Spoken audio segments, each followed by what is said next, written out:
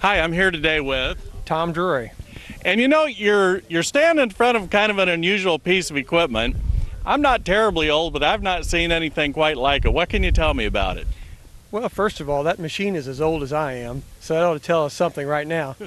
But my dad started a business in 1946, home from World War II, and this new version of a excavator came available to him, and just so happened that it was modeled and built on top of a truck, a 6x6, just like he drove in World War II through Germany.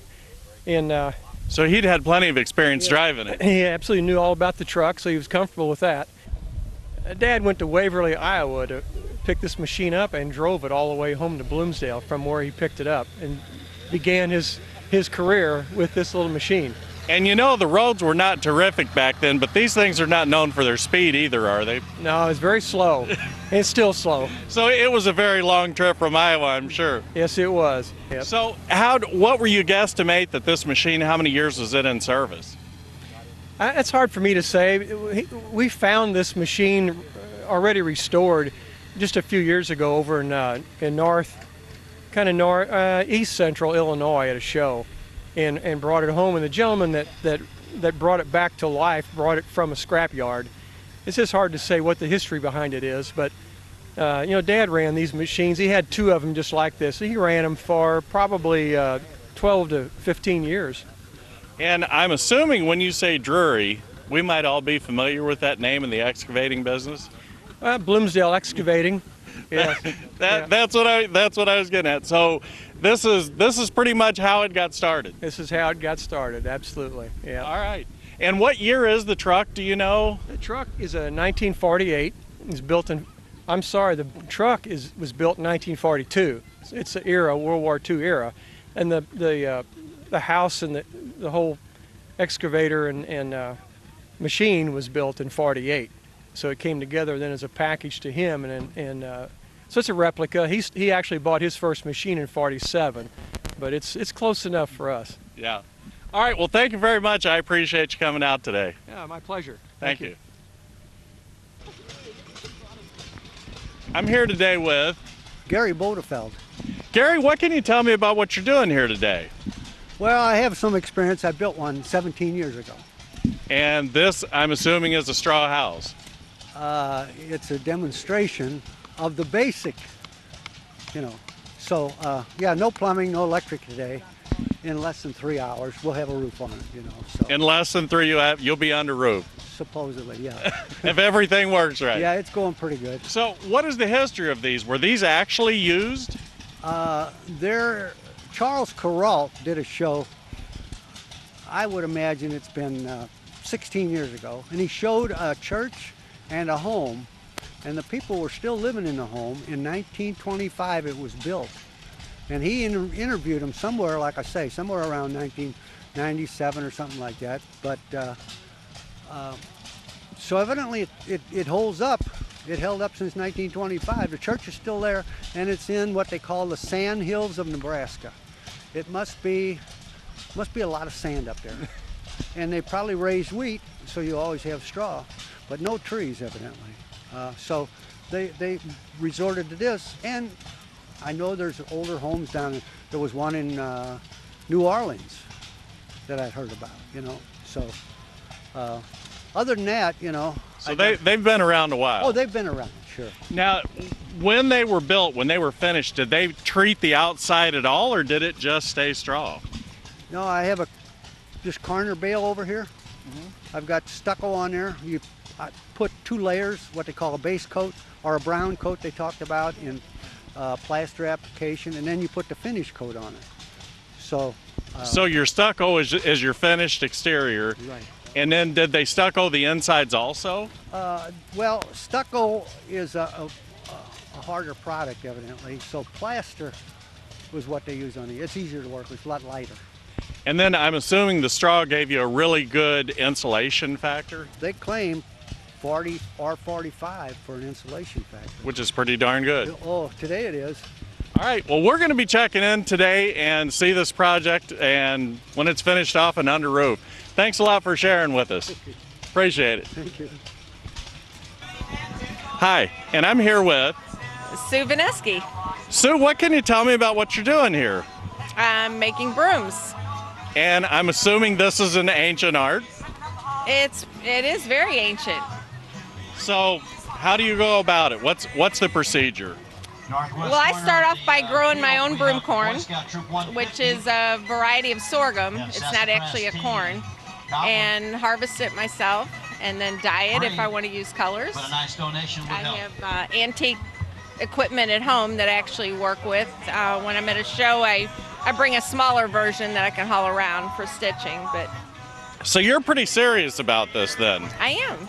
So you're not one that you just get it in a big box somewhere and put it together. You're taking them from the beginning to the end. You bet. All right. So once you get them, I see that there's actually a wire wound around that. How is that accomplished? That is on what they call a kick winder, and it's a big piece of equipment. The one I have dates back to about the 1850s. So you're even using the old equipment? I am. I can't haul it to the shows because it's about 400 pounds. Wow. But. And then that attaches, I'm calling these the bristles. Would that be the correct term? The brush end, the broom in the kick winder would actually be horizontal, and a chuck would hold the handle, and then it's powered by a foot winder. Because we didn't have electric in those days. And that's what rotates it, and that's what puts the wire on. So I'm assuming you have one leg bigger than the other? I do. I kind of thought that. So then once it's wound, these are wound to the handle, then where do you go with it? Then after it's wound, actually I have one over here that needs to be stitched. I can show you what that looks like when it comes off the machine. So it would come off like this. And they're just going every direction. Every direction. And then it's put in this vise, which is going to pinch it flat so I can stitch it. And then you stitch them to keep it in that position. Right. The shaker broom, which is now our traditional kitchen broom, is a flat broom. And that's because of the stitching holds it that way. And what do you think the longevity is if you take proper care of your broom? Oh, 10, 15 years, easy. And is there anything special people need to do to take care of their broom? They need to hang it up. Do not stand it on the brush end. Don't put it on this. No. Keep those off the floor unless you're using it. That's right, because they're going to bend, and you don't want to leave them outside where they get wet because it is a natural material and it'll mold. So is that why all of my brooms at home kind of do the little swag? That's to once exactly why. All right. Well, thank you very much. I appreciate you sharing your art with us. You're welcome. All right. Thank you.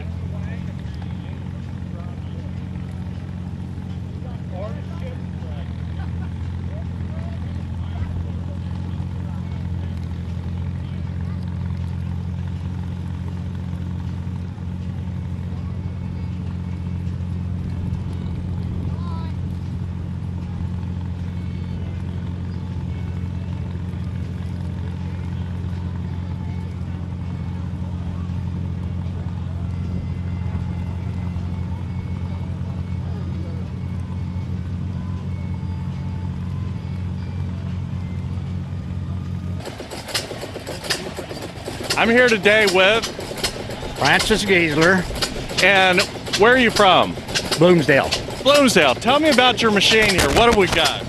Well, we've got an engine that came off of an old-time concrete mixer. It was manufactured in about 1919, and I just played around with it and stripped down an old riding lawn tractor and made a wagon and mounted a corn crusher on it. And the type they used to use, the cracked corn for the chickens and the milk cows and stuff like that. And it could be operated by hand, but this is a lot more fun. So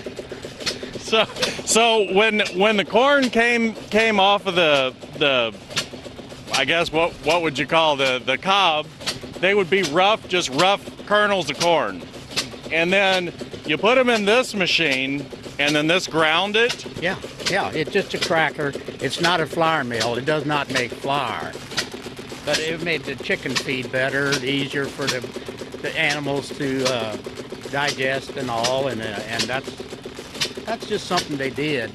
So this would be for your chickens then? Yeah. Mm-hmm. All right.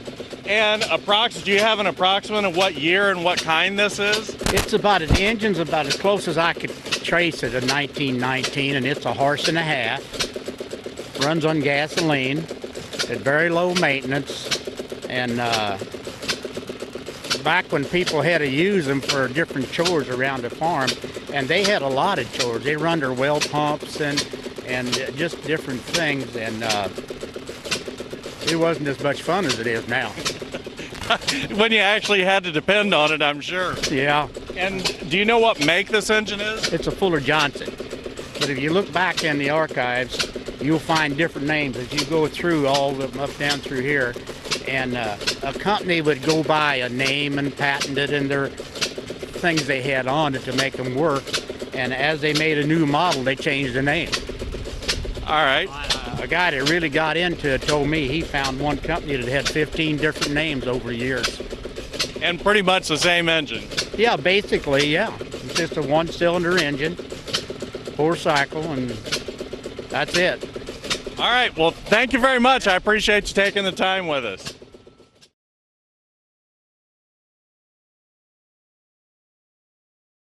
Mr. Jack Dunsey asked me if our quilt guild would like to participate in Rural Heritage Days, and of course we said yes.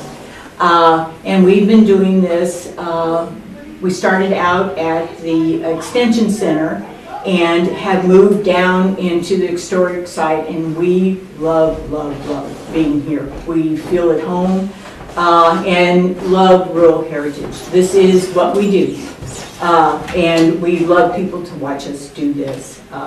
These gals are quilting. We have patriotic quilts this year. That was our theme. Those will be donated to the local veterans when the quilt show is over. And each year we pick a theme for our quilt show. Tell me a little about your when you meet. We meet the first Monday of every month, except in the summer we take 2 months off to quilt, of course, and just the camaraderie and the information, the knowledge that we receive from each other. It's a true friendship in a true group of great gals.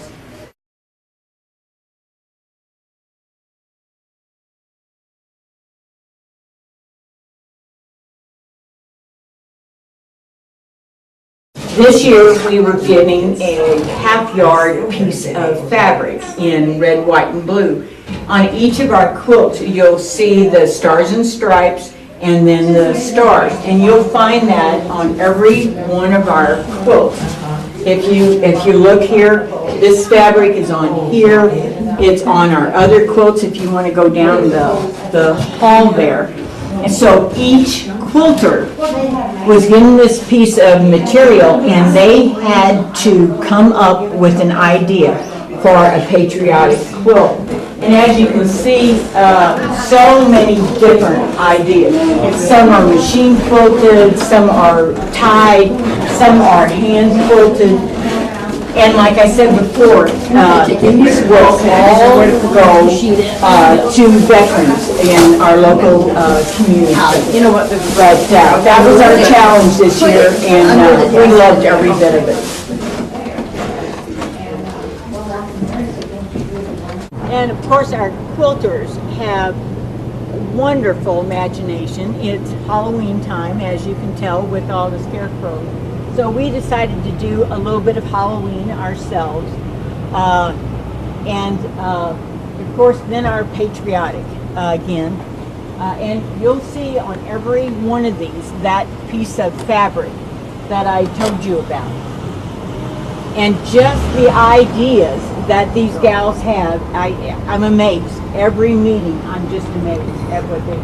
This is our president, Linda Herman. Thank you. You're welcome. This is the fabric. And so we get all the many. Yeah. So you'll see it turned and cut, pieced. Just had a great time doing it. Okay. And then we encouraged our quilters to bring some of their other quilts if they wanted to. So there's an example of some of our other quilters also.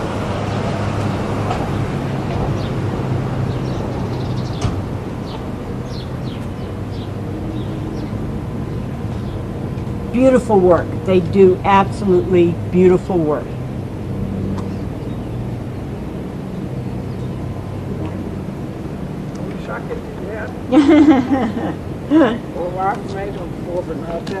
Oh, now. I bet they were. So just some examples of other quilting other than our patriotic, but we love having the patriotic theme this year. Just some wonderful ladies started this club. And I am the recipient of all that knowledge and all their hard work.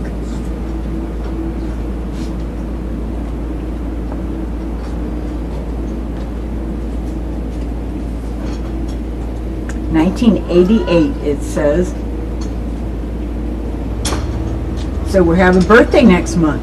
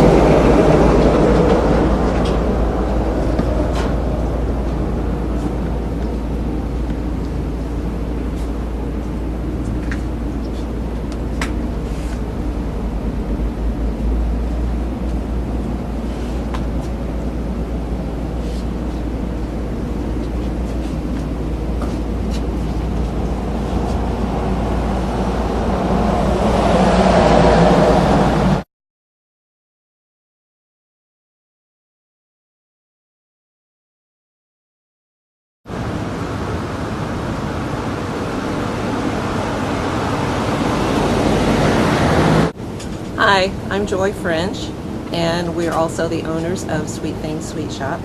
and I am today demonstrating chair caning, and I will also be doing a herringbone weave in a splint seat.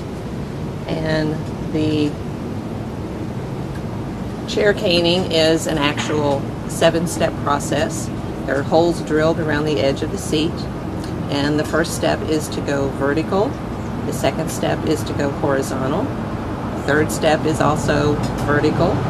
The fourth step, which I'm working on right now, is an over-under weave that goes horizontal, and then you do the diagonal in one direction, diagonal in the opposite direction, and then to finish it off there is an edging that goes around the seat, and then it is complete. And the actual seat will have a weave that looks something like this. This is what came out of this chair right here that I'm working on.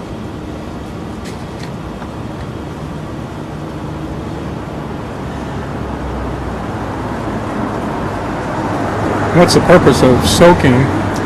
Soaking the material keeps it from breaking and splitting off. This is a very pliable material when it is wet, but when it's too dry it will snap and break. So just plain water you soak it in? Or It's just plain water. it doesn't have to be any certain temperature or anything? No, it doesn't. It only soaks for about 15 to 20 minutes, and then you start using it into the chair itself.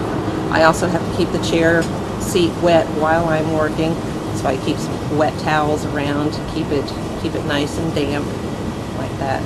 I've been doing chair caning since 1983, so I've been doing it for quite a while now, 30 years. Yeah. And I learned from a lady from Salem, Missouri. She was putting on a workshop for a week worth over at Shannondale Lodge, south of Salem, Missouri.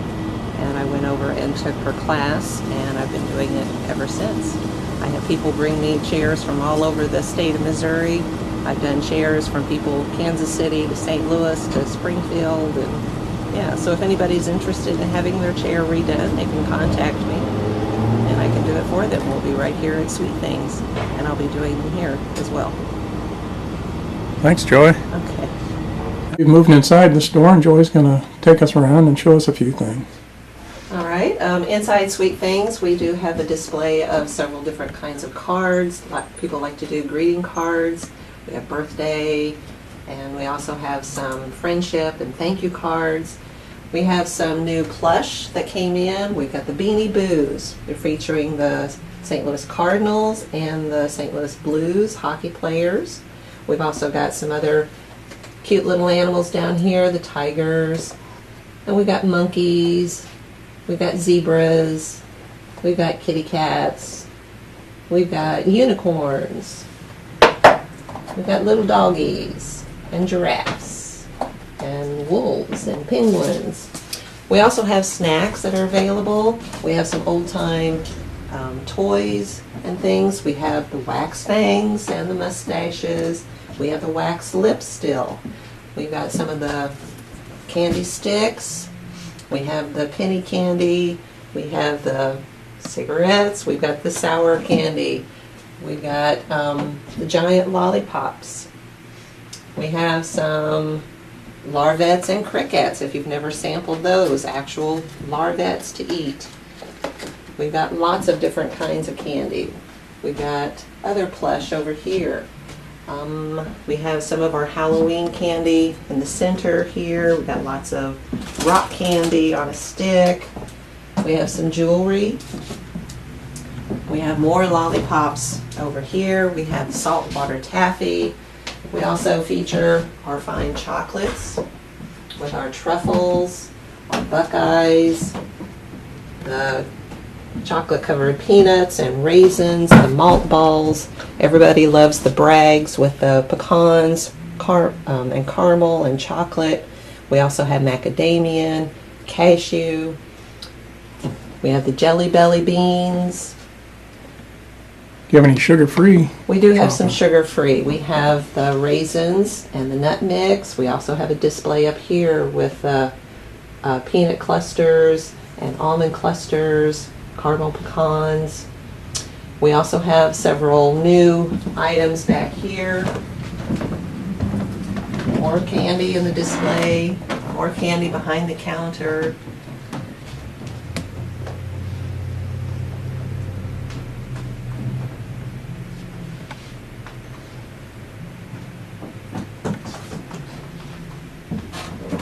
We have our gifts and things back here. Lots of candles, wind chimes, a selection of Halloween displays. We have some mugs that feature the St. Genevieve logo and the fleur-de-lis. We also have the wood cuts here of the different buildings, the historic buildings from St. Genevieve. We have the post office. We have the Herald. We have Sweet Things. We have the church. We have the Anvil. We have Busch Stadium even. And then we also have some of the things that I've made myself, some of the basket. This is a tray that would hold a 9x13 baking dish. I also do the egg and melon baskets. Here's an example of the chair caning and a footstool that I did.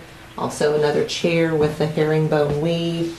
We have the rugs that are the Green World rugs. We also have some relishes and salsas and vegetables that were canned here. We have some soup mixes. We have lots of candles on the display. We have the Bella Taylor purses. We have the goat's milk soaps and lotions, which we'll be getting more in. We also have several garden ornaments of the butterflies and the dragonflies, lots of wreaths, birdhouses. This is also some of the jewelry that I have made. These are memory wire bracelets. We have some that feature the Valley and St. Genevieve colors with the footballs. We also have some with the baseballs on them as well. And right now we're having a special on our Halloween display, 15% off on the Halloween decor.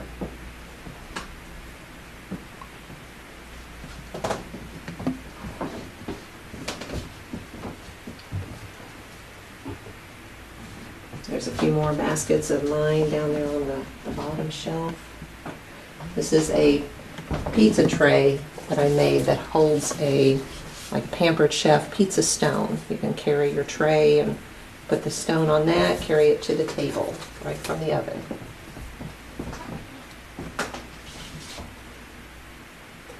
And the old-time toys.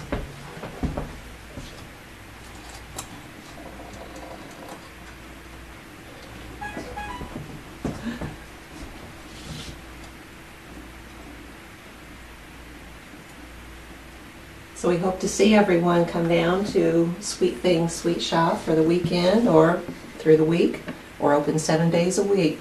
Monday through Saturday it is 10 to 5 and Sunday it is noon to 5. So thanks for coming in. I'm here this morning with This is Lisa Hacker. and Harlan Hacker. And Tell us a little about your pumpkins. Yes, we're from Hacker Farms. We're from Perryville, and we grow the heirloom field type pumpkins. They're a lighter color. They're the better kind to make pies. They have a thicker meat for pies, and they just work up better, and they seem to make better pies. So this kind of started out as a hobby for us and kind of expanded. And naturally, I couldn't find a market for all the pies because there's not a lot of people who still do the old pie making like some of us do. But so I come up with another element to add to my pumpkin business, and it kind of became a hobby. I paint pumpkins. I've been doing that for several years. I started out on a very small scale. I just had a couple of hills in my garden and painted up a few and went to a craft show, and they were pretty successful. I do all sorts of designs. My favorite are the tractors. I've got some John Deeres, and of course I'm an IH fan, so I have to do the red tractors. Towards Halloween time, I do more Halloween ones. Fall, we're kind of into the fall thing now since Halloween's so close.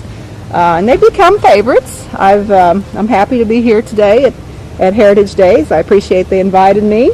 Come on down if you get the chance. We'd love to show you our pumpkins and tell you how to make pie, and maybe you'd like a nice Thanksgiving centerpiece.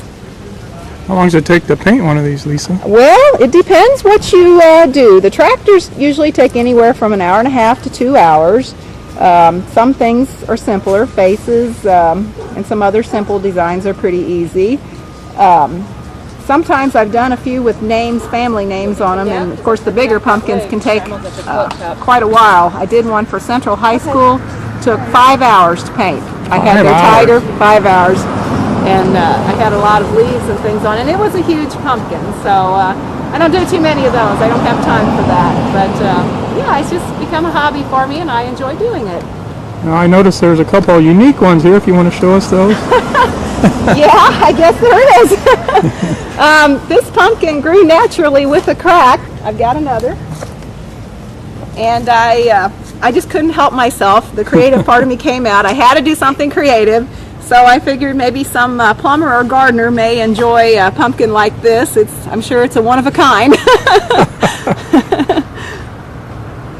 And there's a baseball theme going on Oh here? yeah, we can't forget Cardinal fever with everything that's going on. We've got some Cardinals. Matter of fact, I did one recently for someone, and it was featured on KFVS 12 on the weather in the morning, so that was kind of cool. So yeah, we've got a little bit of Cardinals going on, and like I said, the tractors are really my favorite thing to paint. I really like painting the tractors. Well, that's terrific. Thanks for taking some time with us. Well, thank you very much. We appreciate it.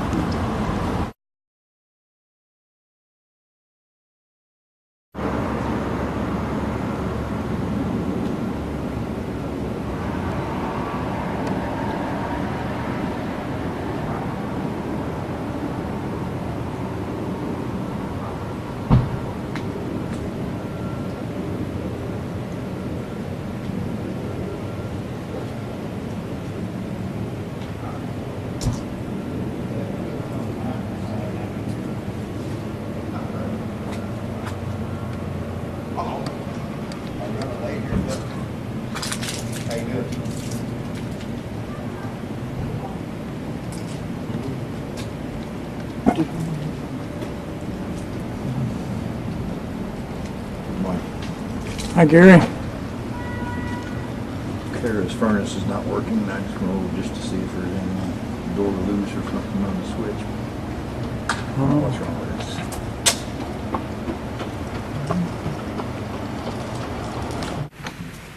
All right, good morning. I'm Gary Bursoff from the Spirit House of St. Genevieve. We're at 173 North Main here in St. Gen. We are a shop that has anything and everything you need to make wine and homebrew. Currently sitting in front of me is a wine that I just bottled. It's one of my kit wines, but we find it very good. I've not had a bad review on it yet. Last night was Fourth Art Walk Friday, and we had several people come in and they all tried it. Everybody loved it. And I make some beers. Obviously, we had some last night here right before I shut down. That I'm pretty proud of it. We do all right with it. The shop, I'll have art displayed for some of the local artists on the walls up there. I talked to Jim Woolridge, I think. I talked to him last night. He's supposed to bring me more down to him. I got all these walls I'll be glad to display. So he's supposed to get some of the local artists to bring some more art down here. We're going to display some more art for them. So currently we're making Leslie from the Ball Duke House bought me some grapes up. I'm trying to make her a wine. What little taste we've had of it seems to be pretty good so far. So we're happy with that. How long is that process from start to finish on the wine? Okay, on the kit wines, this one was a 6-week wine. It was in a little more expensive kit. It took a little longer. I just bottled a Gewürztraminer. I just bottled it day before yesterday, but it's about a 5-week wine. But now the homemade wines, they can run as much as 3 months. They like to let them sit and clear good. But I've been checking the gravity on it, and the gravity's down as far as it's going to go. I'm sure of that. The clarity's pretty good. The taste is fine. So I told Leslie that Monday or maybe Thursday, whatever day she could get free, maybe we'd bottle that wine for the Ball Duke House up there. I don't know what she's going to do with it. Tell us a little about making beer, what's entailed in that. Well, A little shorter making process? beer. Hopefully today, my son will be here, and this is our cooker right here. That's the thing he used when he got a keg at a yard sale, and it's got a nice little hole on top of it. He will take one of these brew kits, these kits on the second shelf are all beers you have to cook. You have to heat them up, you get them to the right temperature, you put your hops in. You know, it's a little bit involved in making one of those. But now the boxes on top, they're what I call my captain kits. And they are a no brew, no cook. You just put water, sugar, malt, and yeast in a bucket. Add a little sugar on it every day for about 10, 12 days. Wait a couple more days, throw it in the bucket, in a bottle, and give it another week to carbonate. In about 3 weeks, you got beer, about 42, 43 bottles of beer that kid makes. And it's good. And it has, most of them run about 7.6 to almost 8% beer alcohol, you know, so you drink 4 or 5 of them, you noticed you had a beer. So, my son cooked a porter, I don't know, when was that, a while back, and I had never drank much porter before, but it was good. I'm not a porter fan. So, yeah, he did a real good job on that guy. But he does, I mean, he's good at what he does. When he tries to do something, he'll read about it and work with it and get it where he's going to do it right when he does it. So you have to give him that. Tell us a little bit about the fundraiser you have coming up. Okay, the fundraiser, we have his daughter, my granddaughter, Josie May, named for her, middle names for her grandmother. But we're going to have a fundraiser. It'll be up at Herky at the Ambets Hall, Herculaneum at the Ambets Hall. November 9th, they're going to have steak dinners. We're having a raffle. We got tickets on a 270 rifle beer we're selling, and they're going to have a auction. We have a couple of Mary Pira and Diane Wilson gave us pictures they painted for the auction, which is nice of them. We appreciate it, you know. We'll probably have a beer kid up there. And my brother-in-law, my wife's brother, is the guy who actually ran the rifle. So I don't know what all he's going to have. If anyone has any questions, can they contact you here at the shop? Yes, you sure can. What's your phone number? Is, okay, we are 573, and it's 388-1019, and it's 388 because it is a Magic Jack, which is a Cape Auto exchange. It's not 83, it's 388. Okay, so that's not a mistake. I have an email on spirithouse291@gmail.com. Send me an email, I check it almost every day, and I answer if I can.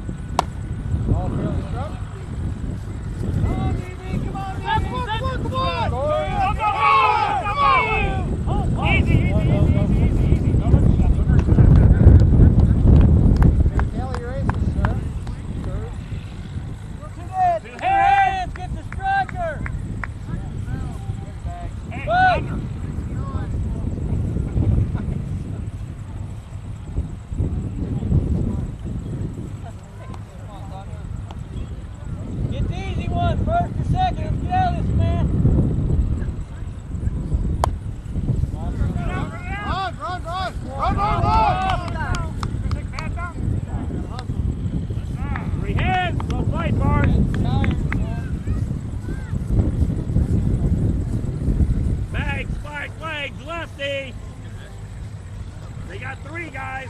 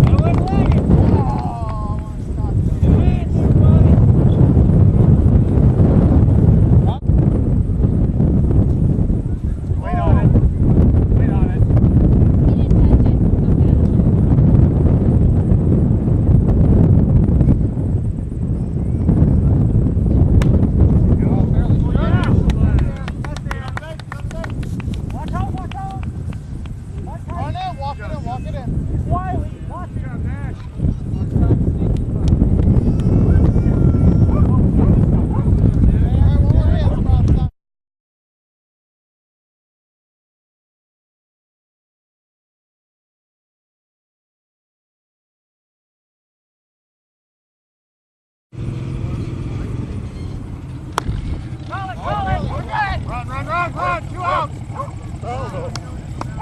Stand out.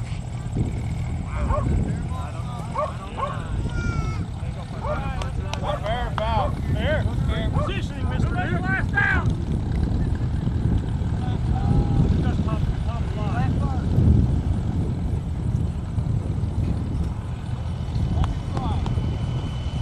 Good dog. Come on, dog. Pick me up.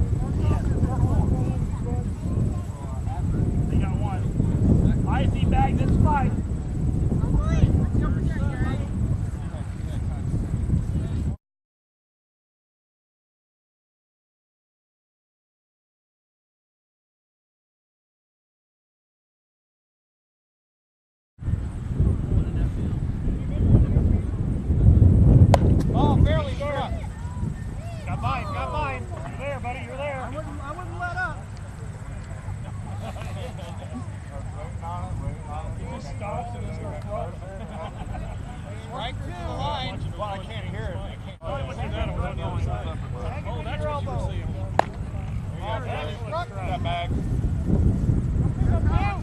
Coming at you, Icy. Huzzah! Stay there.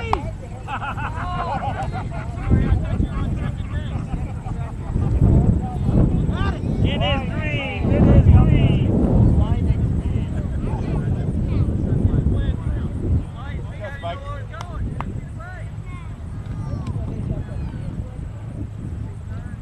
Hey, Sweet. Mike, tell Tony if I got three paper catching. What's Mike? Ball fairly struck. Got three. Time. You're there, Icy. You're there. Gotta get it. Huzzah! Yeah. Nice job, Icy. That's what we call support. Good hustle. All right, Icy. Ha! Woohoo! They're gone his legs. Get one.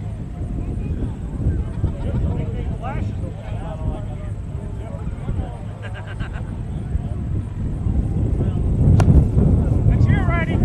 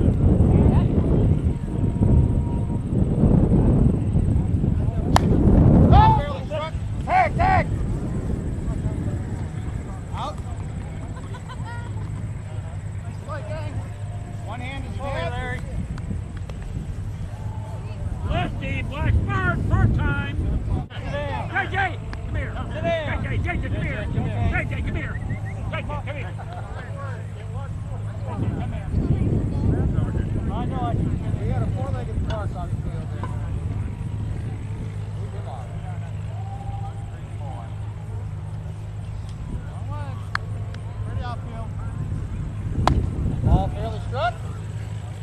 Shoot! Go back. Watch on. Mark is this.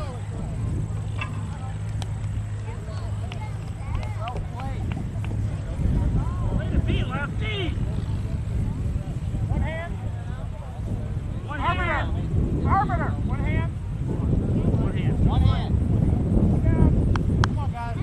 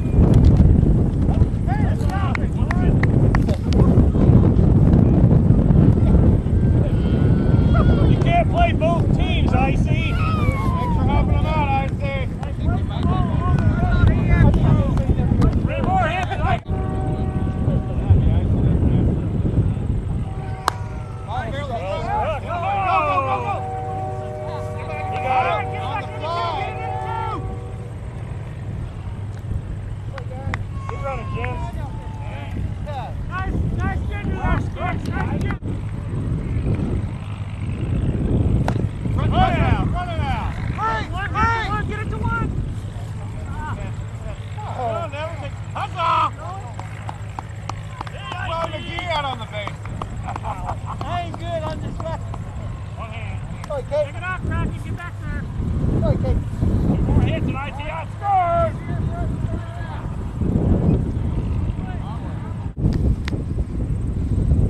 Ball fairly struck. Hey, go home with it.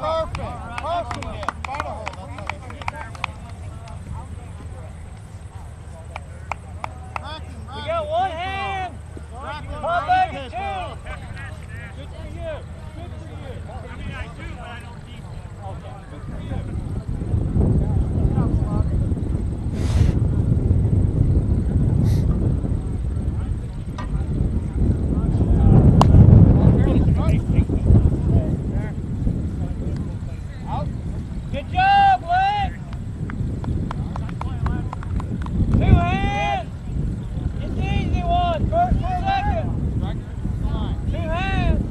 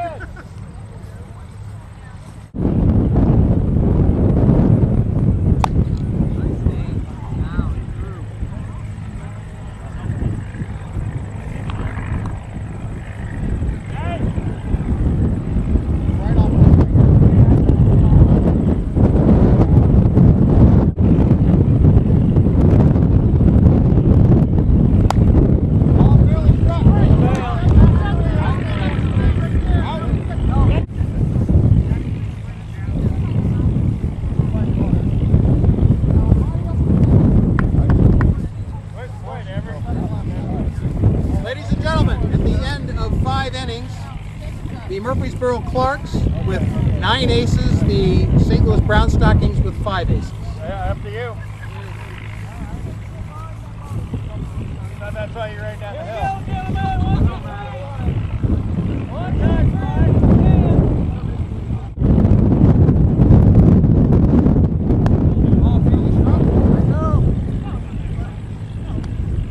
out of the way, big, one hand.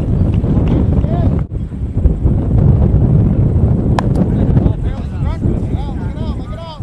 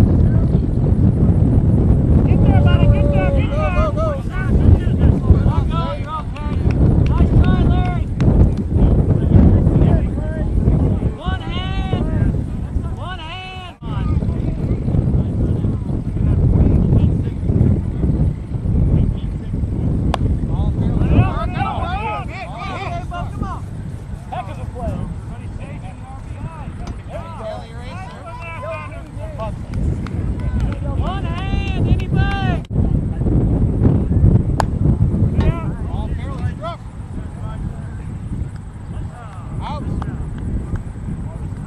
hands now, anybody? 2 hands, anybody?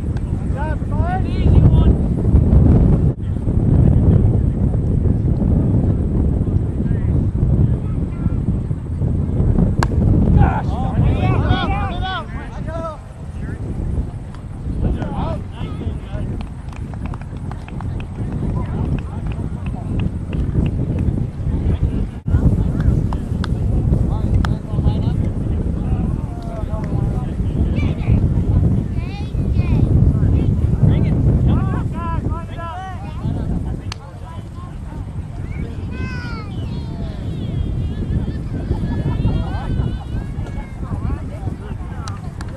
We'd like to thank you all for coming out on this glorious day to see the game of baseball played the way it was in 1860. We'd like to thank these 2 wonderful baseball clubs that have come out here to entertain us this afternoon. First, we'd like to thank the Murfreesboro Clarks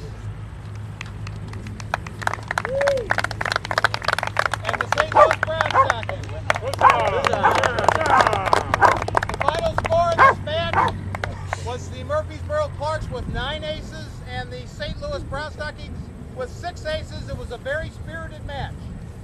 And now I'd like to have the captains make some closing statements for their teams. Murfreesboro Clarks. Thank you, Craigs, for coming out.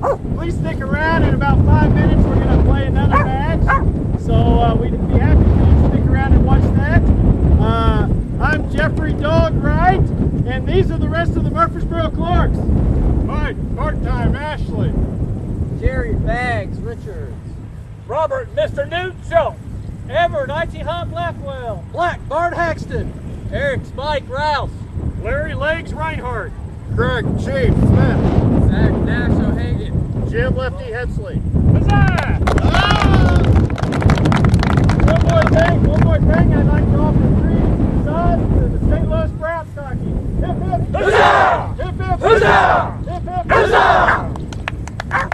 Now, for the St. Louis Brown Stockings.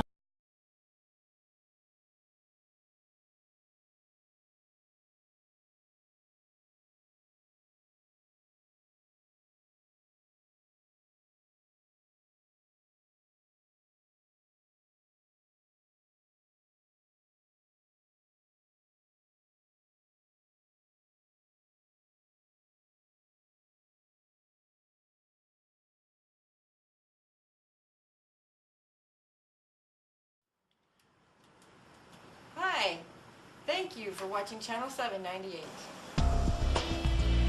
Thank you for watching Channel 7 and 98.